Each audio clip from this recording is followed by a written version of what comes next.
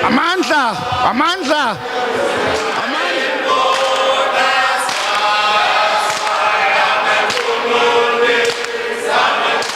Comrades and friends, we want to welcome you to this edition of the African Participatory Democracy Conference. In the context of fluid global developments and both challenges and potentials of mass democratic participatory politics, the South African Communist Party and the Left Party of Sweden, through the Left International Forum, are engaged in a collaborative effort to host the Southern African Conference on Participatory Democracy. Our African compatriots who traveled some difficulty from African countries, we're very grateful that you could make time to come to this conference. The conference focuses on the experience of people's participation, expanding the democratic space, developing alternative people's economic, political, social and cultural agendas, as well as of alternative forms of popular governance. And all of your inputs are going to be very important in assisting us to shape this particular concept of participatory democracy. And on behalf of the Central Committee, on behalf of the entire membership of the South African Communist Party, we thank you for having taken time to come here. The conference is a continuation of an international conference on participatory democracy held in Stockholm, Sweden in 2004, and a Latin American conference on the same subject held in Caracas, Venezuela in 2005. So the presentation would really be on building a strong women organization in a democratic and changing society. So first of all, we realize that we should be very vocal and resolute in starting up projects that shall develop women both politically and economically. The SACP has also chosen to pose the question of democracy and development in present-day Africa, within the context where many former national liberation and other anti-colonial movements are now in power, and where complexities have arisen, especially now in the post-Cold War era. And that to understand the operation of democracy or participatory democracy, it is important that a class analysis is applied. And in applying class analysis, it will be possible to understand why there are deficits of participatory democracy. We also had experiences of comrades who are privileged to be in power and how they are tackling the issue of participatory democracy. The SACP has consistently critiqued the three ideological positions: the ideology of imperialists and their local mouthpieces, the inevitable failure of democratic revolutions, and the tendency to blame all our problems exclusively on imperialism, without a simultaneous internal self-reflection and criticism. We think that this conference has also laid a basis for us to share some of the immediate key challenges facing our continent,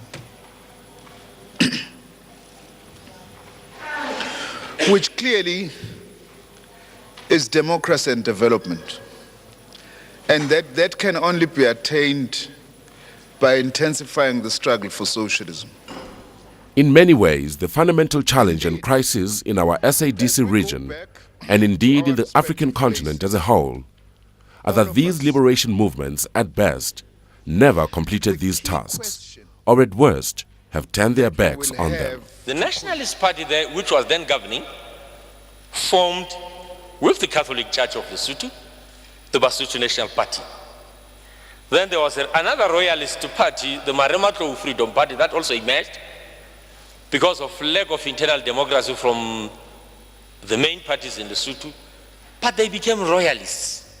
Many 20th century liberation movements, especially in our Southern African region, were guided and informed by perspectives of liberating our people from the twin evils of economic exploitation and political oppression.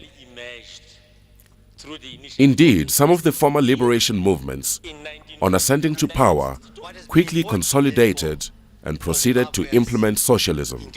For instance, China, Cuba, and Vietnam. Many others, unfortunately, deteriorated and even disintegrated. For example, the Indian Congress and ZANU-PF of Zimbabwe. In extremely authoritarian terms, that the language of sovereignty has been used to create a state which has presided over a destruction of an economy and the destruction or the trampling of rights, democratic rights, human rights of Zimbabwean citizens throughout the spheres of the Zimbabwean citizenry. And therefore, much of the discussion, the discourse that has come from the opposition has been around democratic issues, constitutionalism, human rights, and civic rights issues. So you've had this kind of rupture between redistributive issues. The SACP has over the years debated the issue related to liberation movements, especially in our SADC region. The character of these movements has undergone significant transformation, principally as a result of ascendancy to state power and the emergence of new, typically comprador and/or parasitic capitalist strata. It is for these reasons that this conference and the theme that it is addressing is of such fundamental importance to our country, region, and continent. That we must build working class power in 6 key sites of power. In the state, in the economy, in the workplace, in the communities, ideologically, and through international solidarity. That's our problem. That working class and organized mass power must be felt in these sites of power. For us, that is very central in what we are talking about today, which is participation. It is for these reasons that this conference and the theme that it is addressing is of such fundamental importance to our country, region, and continent. The SACP at the 9th Congress in 1995 adopted a strategic and programmatic slogan entitled, "Socialism is the future. Build it now." The lack of real opportunities for all to exercise their formal civil rights and liberties in liberal democracy is inherent in the concept.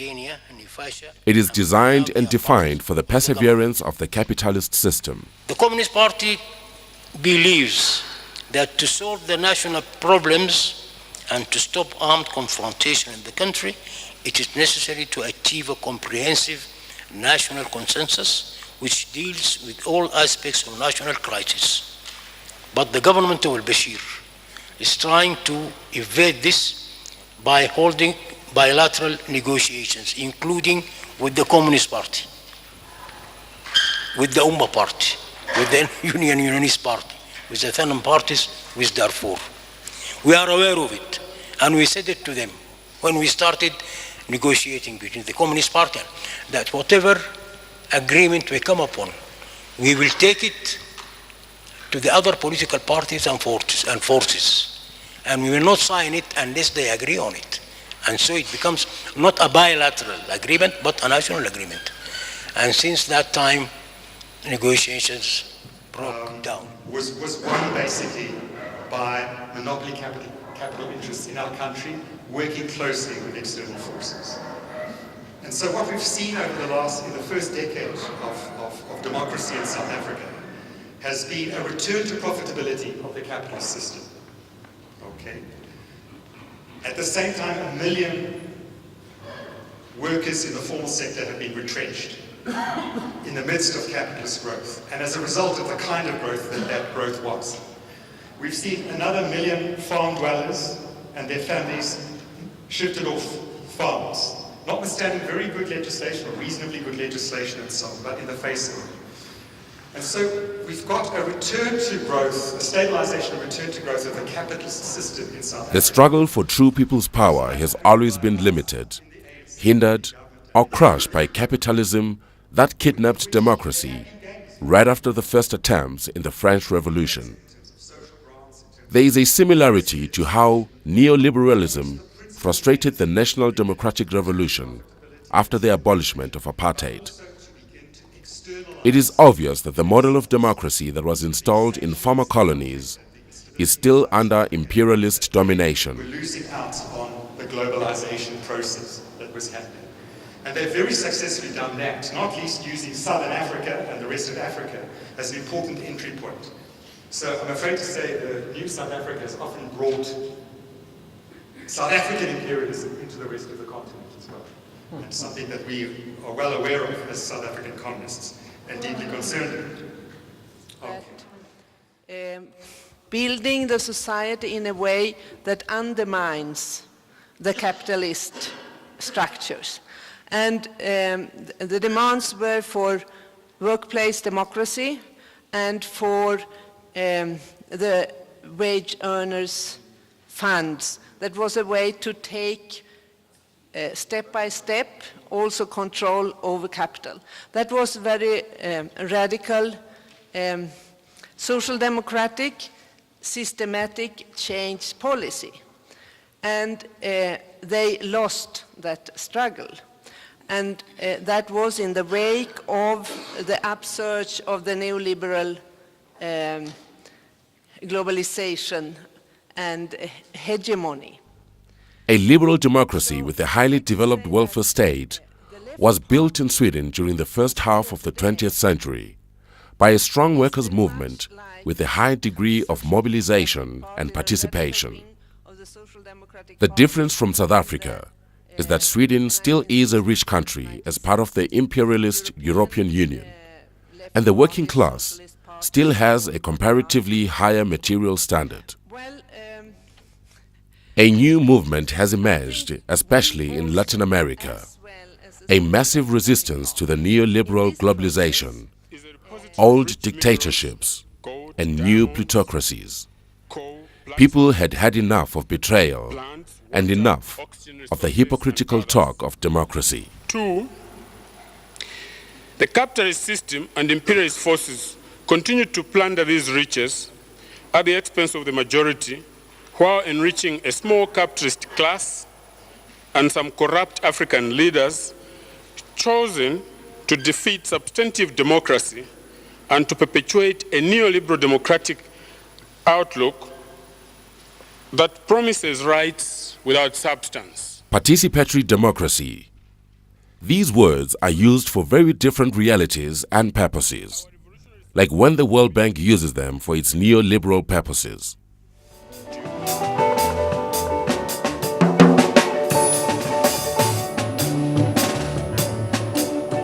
The aim of the gala was to informally network delegates from other fraternal parties in attendance at the conference. Some of the parties attending this conference are from Latin America and Africa. Some are alliance partners from Europe and Venezuela. Some members of the diplomatic corps from different embassies, government ministers, business people, local and international community organizations, and other influential people were present. This provided a platform for networking, sharing of ideas, learning, and imparting of knowledge.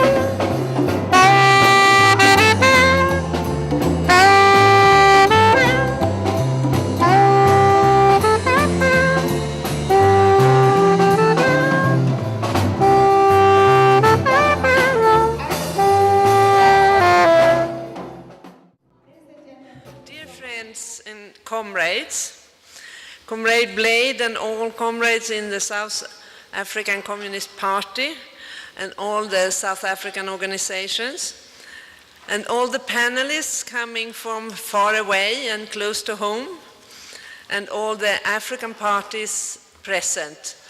Dear all, It's a great joy to be here in South Africa again. We were here last year at the SACP Congress, and it was such an exciting and impressive experience. So we have longed for to come back. And here we are. And now again, the topic is democracy. That is translated to English, people's power. We need to save that concept from the capitalist disfiguration accelerated by the neoliberal globalization. So much oppression, terror, and war have been launched in name of democracy that it faces the risk to become a dirty word. And the lack of real opportunities for all to exercise the formal civil rights and liberties in liberal democracy is inherent in the concept, as it is designed and defined for the perseverance of the capitalist system. That does not mean, of course, that these rights and liberties are not important. You South Africans know that better than anybody after decades and decades of struggle against apartheid's negation of the most elemental civil rights for the people. We all also know too well that half of the lifetime, the workday, still is excluded from even that liberal habitat, where the control over production is reserved for a small minority. The struggle for true people's power has always been limited, hindered, or crushed by capitalists that has kidnapped democracy right after the first attempts in the French Revolution. There is a similarity to how neoliberalism has frustrated your national democratic revolution after the abolishment of apartheid. And now, liberal democracy is in deep crisis. Various forms of liberal representative democracy has been tried out around the world during the past century. But linked to capitalism, it has proved unable to create durable conditions for a dignified life and has, with some time-limited exceptions, led to everyday growing inequalities. It's obvious that this democracy model, when installed in the former colonies still under imperialist domination, have failed. But also in the rich imperialist countries where we live, in the self-proclaimed first world, the distance and the lack of confidence are growing between representatives in the system and the represented. It loses credibility, people lose trust, passivity and egotism grows, and that happens even in Sweden. During many years, considered the outstanding example of the possibility to create a welfare state in a so-called mixed economy. I thought it might be interesting as an introduction for you to know how that could happen. And my answer would have to do with the lack of real democracy. The Social Democratic Party in Sweden was founded 120 years ago by the trade unions as a tool to conquer the power and build a socialist society. They conquered the parliamentary power, and a lot has been done and achieved during 100 years in Sweden, not socialism. And in effect, socialism seems further away today than 40 years ago, and capitalist power stronger than ever, even in the beginning of the struggle, although more refined today without the necessity to use brutal force. Liberal democracy, with a highly developed welfare state, was built in Sweden during the first half of last century by a strong workers' movement with a high degree of mobilization and participation. Fearful of the Bolshevik Revolution, the financial powers accepted the development of the welfare state in a historical pact with the workers' movement. It allowed the building of the welfare state as long as it did not touch the capitalist power over production and the dictatorship in the workplace. That stayed in the hands of a small group of rich families, oligarchs in modern language. This Swedish model reaches its highest expression, but also its limits in the 70s. Starting in the late 60s, we had a strong upsurge in trade unions of radical demands, including workplace democracy and partnership in ownership of the production means through wage earner funds, with a goal to abolish capitalism. When the proposal of wage earner funds finally reached Parliament in the 80s, the Social Democratic Party's leadership was losing its links to the movement's base and abandoning the socialist goals. So the basic idea of the wage earners funds was abandoned, and the trade unions beginning to lose much of their leading ideological and political role. With the emerging neoliberal globalization, the Swedish capitalists also reclaimed the initiative. And in the 90s, with the Soviet Union going to ashes, they managed to impose their so-called only way also in Sweden, with privatizations, deregularizations, free capital movements, cutbacks in public sector, and so on. You all know too well the ways of the model. The difference from South Africa is that Sweden still is a rich country and part of the imperialist European Union, and the working class still has a comparatively high material standard. Part of this is both due to and threatened by the increasing exploitation of work in the so-called second and third world. The Swedish model showed to be problematic in the long run because it was based on class collaboration, not on the advancement of class struggle. And when capital intensified class struggle on their part, labor was not prepared.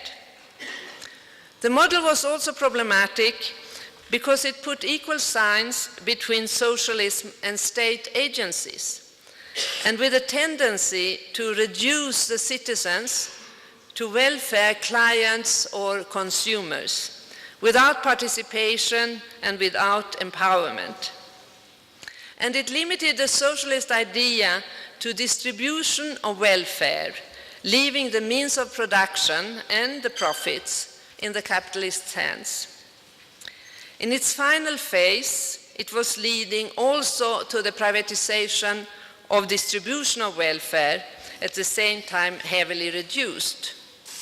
And the left parties, socialist and communist in Europe, have to a big extent become electoral parties, often reducing their aims to make the best of the system, try to stop the worst solution, but not challenge the system. And they have lost their mass bases and become locked into parliamentary work. The labor movement is at low ebb in the advanced capitalist world and also in Sweden. At the same time as consumerism in our country was nourished by the intensified exploitation of the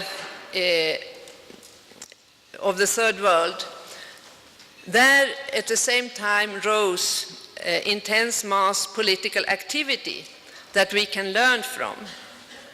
Because at the same time as the imperialist monopolists and metropolis proclaimed the end of history after the collapse of the Soviet system, a new counterpower started to build in the peripheries, a new movement emerged, especially in Latin America, at the same time as its real content became more and more diluted. Now Latin America shows us that real alternatives exist, not only in a small island that has resisted throughout decades, but also all over the continent. Now new forms and constellations once again take up the words that many of the old left ceased to pronounce, and they resist the transformation of the earth, its water, human labor, and all human life into merchandise. The need is obvious and urgent. Only the active people's participation can save the world, build sustainable societies, and celebrate human dignity and break away from foreign domination. In the Left International Forum, we wanted to introduce these emerging practices of participatory democracy to the broad left in Sweden by bringing together people and organizations from the South. We started with an international conference in Stockholm in 2004 and continued with regional conferences, first in Caracas and then in Manila, in the Balkans, in Middle East, and now, happily, in South Africa. Participatory democracy. These words are also used for very different realities and purposes, like when the World Bank uses them to hide its neoliberal policies. For us, it means to reclaim the real meaning of democracy, that is, people's power, where people can participate in the power also between elections.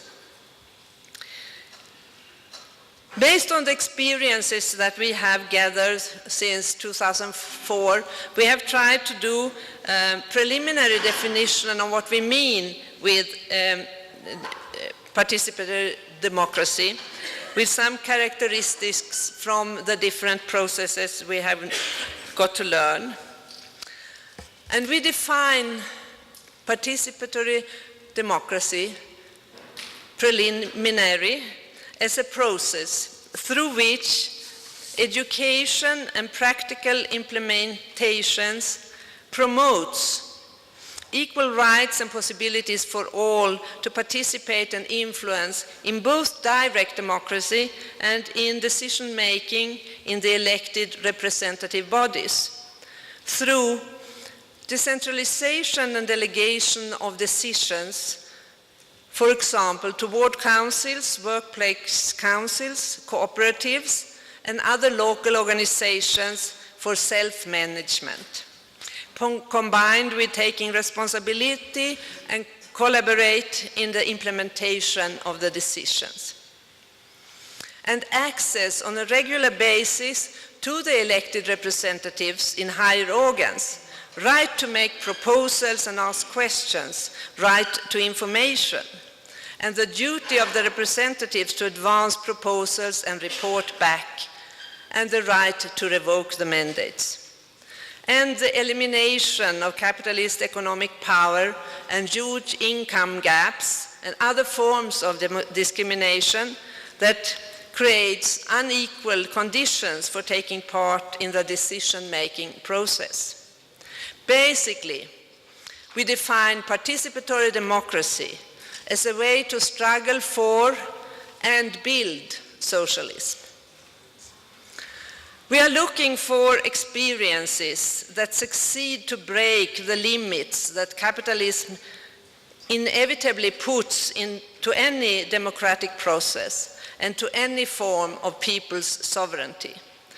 Looking for forms of high-intensive democracy, a participative protagonistic democracy, the self-government of the producers. We think it can be found in the liberation struggles and in the emancipatory processes of the peoples, the subjects that create themselves on the road. It is still a class struggle, but the traditional industrial proletariat is not longer alone. So, we are here in solidarity, for interchange, for learning, to discuss and develop the theory that we also need in order to develop the practice, listen to experiences of grassroots mobilization and participation, focusing on expanding the democratic space, developing alternative people's economic, political, social, and cultural agenda, as well as alternative forms of popular government. If socialism is the future, we must build it now. So once again, I want to thank you all for making this conference happen and for your contribution in the coming days of experience, debate, and learning on the way of making democracy reality. So thank you all. Amandla.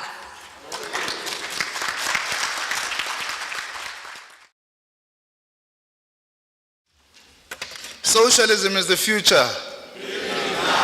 Build it now. Okay. Comrade Eva, set us on a correct tone. Comrade Chairperson, co-convener of this gathering, Comrade Eva Bjorklund, distinguished participants and guests, our alliance partners, on behalf of the Central Committee and membership of the SACP, let me take this opportunity to really warmly welcome all of you to this historic gathering.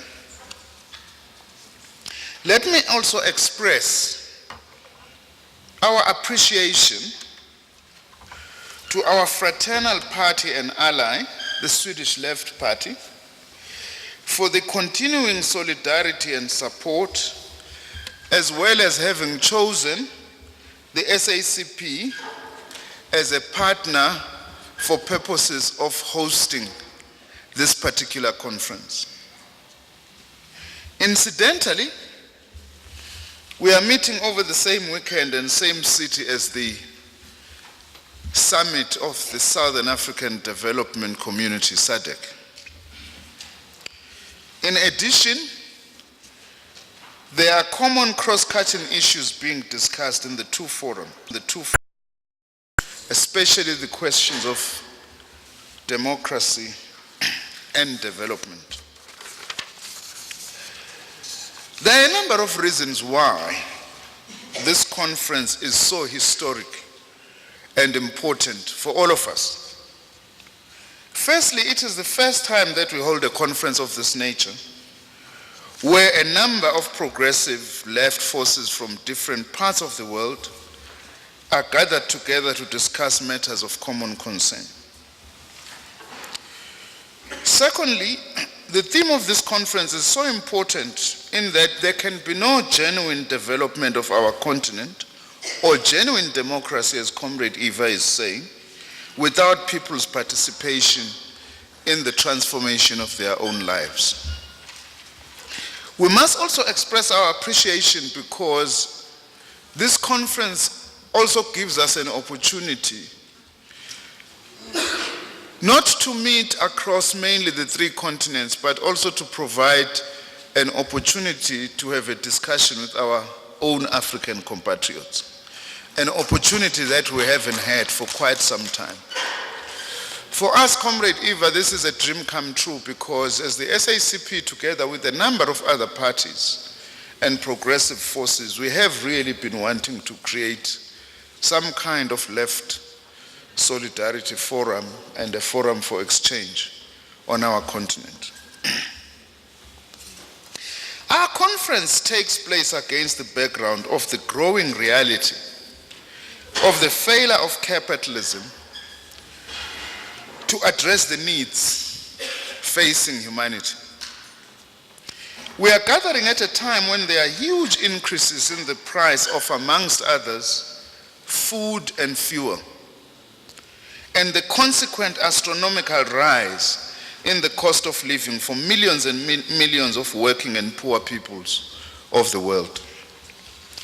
As the SACP had predicted last year at our Congress, the global capitalist system is now enmeshed in a deep-seated and systemic crisis.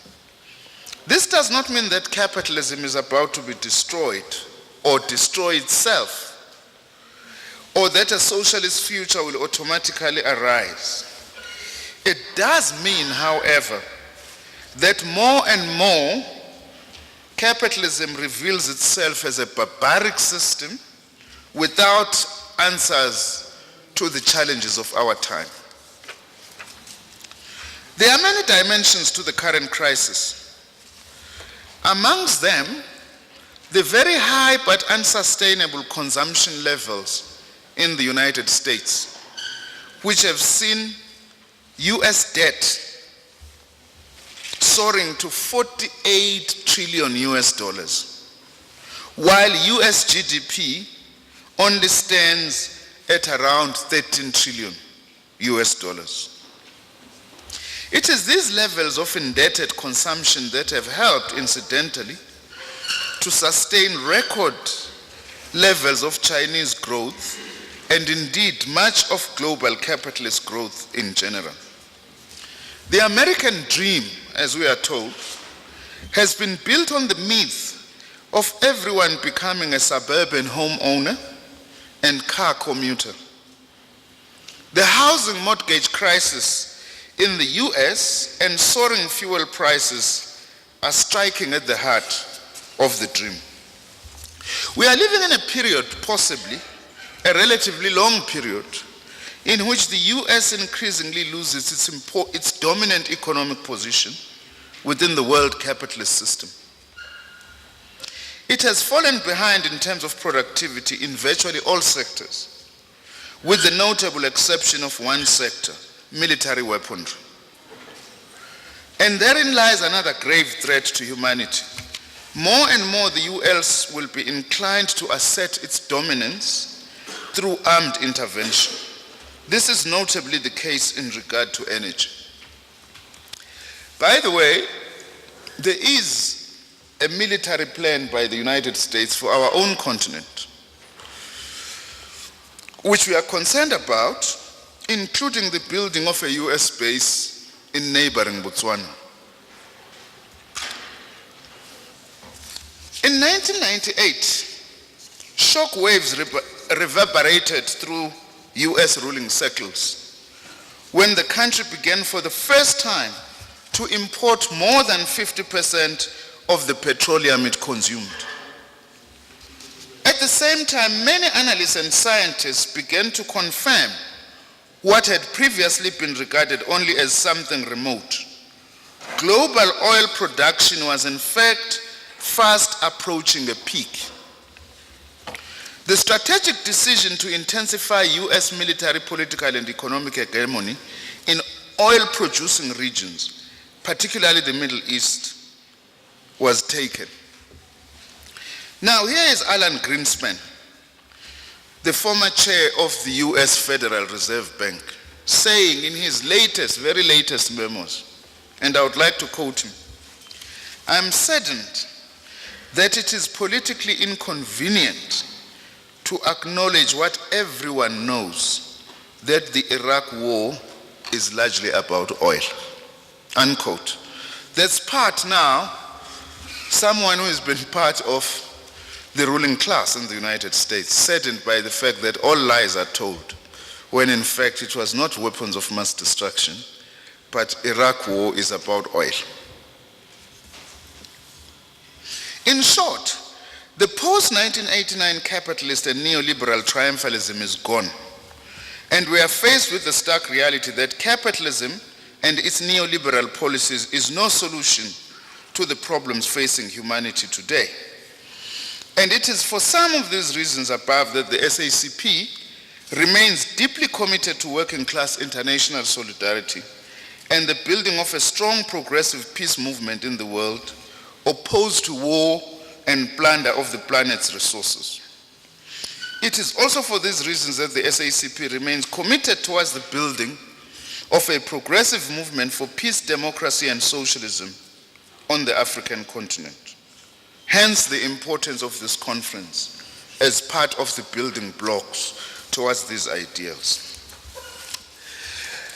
Let us come now closer to the continent, which is the subject of discussion at this conference. To try and share with you, as a basis of an input, a view, to try maybe and stimulate discussion and debate of how the SACP has characterized the realities in the African continent in the current period or in recent times. As the SACP, we have argued that the fundamental task facing the African continent is that of taking forward and completing the national democratic revolution in all its aspects and dimension in each African country and indeed continentally. The crisis facing Africa remains its deepening marginalization and impoverishment within the global imperialist system, and the failure over many decades of a variety of elite-based neo-colonial agendas on the one hand, and the degeneration and in several cases the collapse of more radical democratic revolutions led by former liberation movements on the other. Our view is that at the heart of revitalizing what we call the African Revolution is the task of creating the conditions, that is social, economic, democratic, organizational space and capacity, for the key national democratic protagonists, the working class, the peasantry, the mass of urban and rural marginalized, many of them youth today, women, together with patriotic middle strata in the state and civil society, to become the key motive force of re-radicalization, not just in theory, but in practice. Participatory democracy in that sense is a very important instrument and site of struggle as part of re-radicalizing the African Revolution. The SACP has also chosen to pose the question of democracy and development in present-day Africa within the context of a situation where many former national liberation and other anti-colonial movements are now in power, and the complexities that have arisen, especially now in the post-Cold War era. Indeed, it must be said that the end of colonialism in Africa, with the exception, of course, an issue that we must remind ourselves of Western Sahara, which still remains a colony of another African country.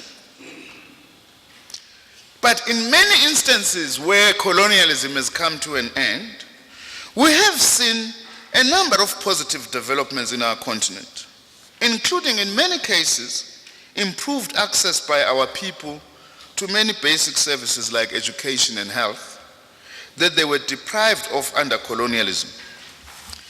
In a number of instances, there's been significant opening of democratic space. However, there is still a deep systemic crisis on our continent. It goes without saying that the local defeat of colonialism and neo-colonialism, in, for instance, in India, China, Cuba, Vietnam, Nicaragua, Zimbabwe, or South Africa, does not mark the end of an anti-imperialist struggle. With the winning of state power comes a new set of challenges and an intensified imperialist struggle against the new reality. This imperialist struggle is obviously designed to prevent the consolidation and advance of political and socio-economic transformation that will give real substance to the newly won political power. The imperialist agenda assumes many forms, from aggressive destabilization campaigns, sanctions, fomenting of civil war, through to more indirect economic leverage, like entrapment and structural adjustment programs, or the comprador seduction of the new political elite. Obviously, there may often be a combination of these, or different strategies might be applied at different times to the same post-independent formation. Linked to all of this, ideologically there is a campaign designed to sow demoralization, which goes like this. You either have to conform to a neoliberal straitjacket or you are bound to fail, we are told.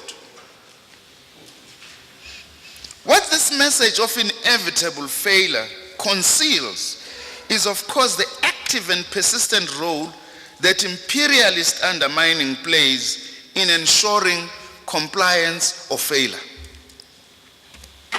But compliance or failure are not inevitable. And where they occur, it always has much to do with the objective and subjective factors at play within post-independence liberation movement and their societies. And by the way, much the same can be said of 20th century history of communist parties in power. We are not talking as if we as communists are angels who have not made mistakes that we need to reflect upon in the history of communist parties in power in the 20th century. The degree to which the imperialist strategy has leverage or succeed on a local situation has a great deal to do with the capacity and character of the national liberation movement or other progressive forces themselves. Central in this is the role of mass struggles and the relationship between liberation movements in government and mass organizations. That is how, as the SACP, we have tried to pose the problem as well. Let's generalize by way of a relatively common but not predetermined trajectory or direction. After independence, the broad National Front, once united behind a unifying task of defeating colonialism, begins to show signs of fragmentation. As different class, regional, and ethnic interests emerge, each laying claim to its share of the post-independence dividend. This is particularly noticeable in societies in which the working class is relatively small or disorganized, with other class strata, the petty bourgeoisie, an emergent comprador elite, or a scattered peasantry, typically lacking the capacity to lead a sustained patriotic struggle. A new governing strata may be inclined to actively or unwittingly demobilize its mass base, the very mass base that would have helped that movement to defeat colonialism. Because of some illusions that now that we are in power, we must deliver to these citizens and consumers as passive recipients. Mustn't make too much noise. Now that we are in power, be passive citizens or consumers, we will deliver to you. Or because the new governing elite's class interests might be threatened by ongoing militant peasant or working class or urban and poor rural struggles. Externally or internally inspired destabilization might first legitimately justify the need to close ranks, even to temporarily suspend democratic space, under the cloak that the revolution is under danger. But these measures often have a creeping habit of becoming permanent, which then begins sometimes to justify crackdowns on rivals within the broad liberation movement or within one's own party, and the general suppression of popular forces. Therefore, in this trajectory, politics increasingly becomes the politics of a ruling elite, what we sometimes call palace politics, where the masses do not feature, but they are spectators of the factional struggles in the palace, within the ranks of the ruling elite. And politics then becomes defending or increasing access to state power for self-accumulation and for elite reproduction by way of building a base, usually ethnic now or regional, through patronage. The terrain of serious transformational politics in this scenario is further neutralized by the fact that the major decisions are made somewhere else, by the IMF, the World Bank, because we have been entrapped in a structural adjustment program, or because we have willingly implemented your own structural adjustment program, like we did in our own country in South Africa in 1996. And those structural adjustment programs are usually projected to the masses as inevitable, as the only route in order to take our countries out of their misery. These are tendencies. They are not written in stone. It's not an Afro-pessimist analysis, but is a reality that also we have seen in many parts of our continent. We have noted also the inevitable imperialist, and in our case indigenous monopoly capital, attempts to smash and or colonize a post-independence national liberation movement. And we have noted tendencies within national liberation movements after independence to become bureaucratic, aloof from a former space, to piratize and undermine the coherence of the state, and generally to lose direction. Hence the importance of participatory democracy. The SACP has consistently critiqued three tendencies in the main in analyzing the African continent. The one is an imperialist one. All liberation movements, once they get into power, they will fail. We don't think that's a correct position. It's not inevitable, because usually imperialism itself plays a role. We have also criticized the notion of blaming all our problems on imperialism and fail to do an internal self-criticism and internal self-reflection. Unfortunately, that is the situation now in our neighboring Zimbabwe, where all the problems is imperialism. We have also critiqued an ultra-left tendency, which, by the way, argues in the same way as imperialism. No, the working class must not go anywhere near national liberation movements, because national liberation movements are by their very nature nationalist, and they will be captured by narrow political and class interests. We have critiqued all this because we think that these formulations are undialectical and fail to understand that taking forward the African revolution is a struggle. Indeed, many of the former liberation movements have either changed in form or even substance, but would argue that the underlying vision of a thoroughgoing democratic revolution are even more relevant today. That's why we are pleased about this conference, because at the heart of the national liberation and anti-colonial struggles was the participation of the mass of the people in the struggle to overthrow colonialism and in the struggle to rebuild a better life for themselves. These tasks are essentially that of liberating and developing our countries by addressing the three deeply interrelated contradictions: those of class, national and gender contradictions. In many ways, the fundamental challenge and crisis in our SADC region to begin with, and indeed in the African continent as a whole, are that these liberation movements at best never completed these tasks of a democratic revolution or an African revolution, or at worst have turned their backs on them. But if we say we must complete the African revolution, what is to be completed? What is to be completed? What is to be completed, in short, is that the vision of the anti-colonial and liberation movements was that national oppression or colonial occupation can never be separated from economic exploitation. The two are darlings: economic exploitation and national oppression.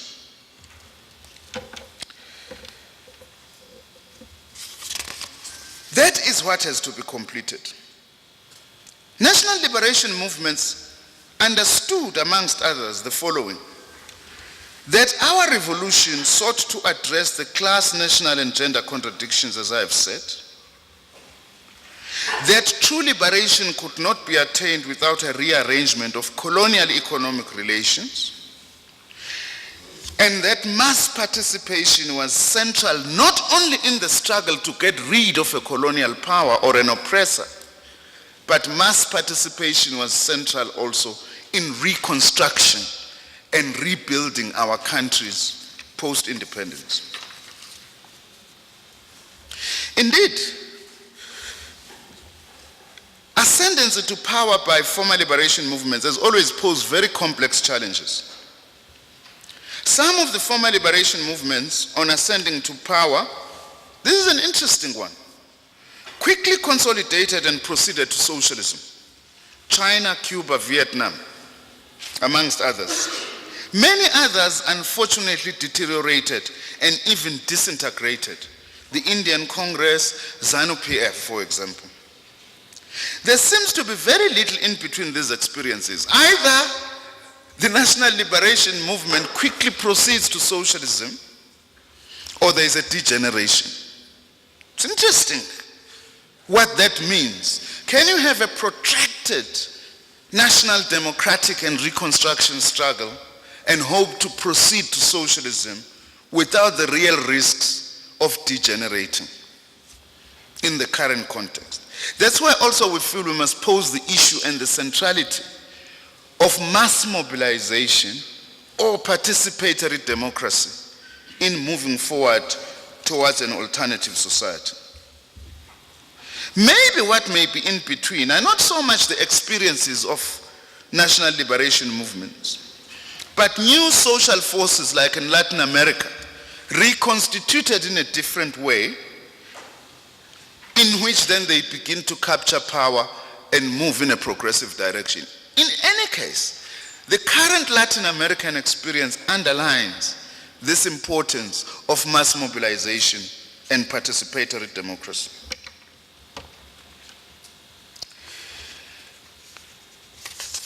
We don't have time to fully explore. The SACP has discussed a lot about the experiences of former liberation movements now in power. Unfortunately, we can't share with you, because of time, the extent of this debate, but we have made certain observations, some of which I might have touched upon. One, the character of these movements has undergone significant transformation as a result of ascendancy to state power, and usually accompanied by the emergence of new, usually parasitic capitalist strata and other elites. We are not saying that a liberation movement can stay the same before it captures power and after. But these are some of the features. In a number of cases, the relationship between these movements and their mass bases has been transformed into, at best, an electoral relationship, rather than a mobilizational and activist or participatory relationship as was the case prior to liberation. There is also usually a tension and even conflict between the liberation movements and some of their former constituencies. Zambia is interesting. Trade union movement, which was part of the liberation struggle, post-liberation turned itself into a political party and unseated the father of the Zambian nation, Comrade Kenneth Kaunda. Unfortunately, that Zambian experience of trade union mass mobilization capturing state power turned out to be as easily co-opted by neoliberalism. We were in Zambia when last year. You know, there was a cry like remembering memories of the Kaunda period because Chiluba had rolled back so many even of the basic gains that had been made at that time.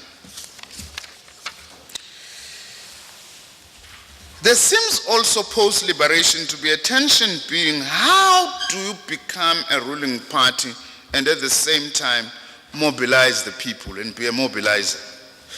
We have that problem here in South Africa. We have many of the features of these problems, by the way, in South Africa. We are not excluding ourselves. We're part of this continent. We have the same experience. For instance, in a ward, in a municipality, how does an ANC branch mobilize against a corrupt ANC councillor without sometimes being seen that branch as being anti-ANC?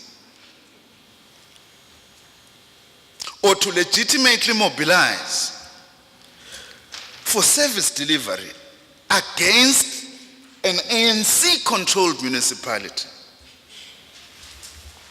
In many cases, also in our experiences, multi-party democracy on our continent has not brought about the intended consequences of deepening democracy, but has tended to be an electoral competition between political parties representing different fractions of the elite.